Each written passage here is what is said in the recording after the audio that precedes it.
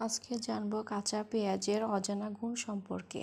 কাঁচা পেঁয়াজে থাকা ভিটামিন সি এবং অ্যান্টিঅক্সিডেন্ট রোগ প্রতিরোধ ক্ষমতা বাড়াতে সাহায্য করে এবং শরীরকে ঠান্ডা লাগা ও ফ্লু এর বিরুদ্ধে লড়াই করতে সহায়তা করে।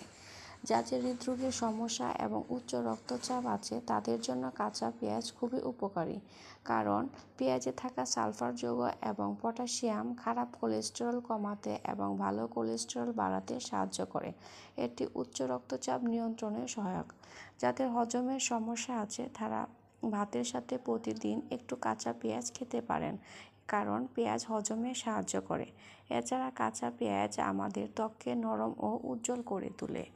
এছাড়া এটি আমাদের শরীর থেকে বিষাক্ত পদার্থ দূর করে রক্ত পরিষ্কার করতে সাহায্য করে। ক্যালোরি কম এবং ফাইবার বেশি থাকায় পেঁয়াজ ওজন কমাতে সাহায্য করে।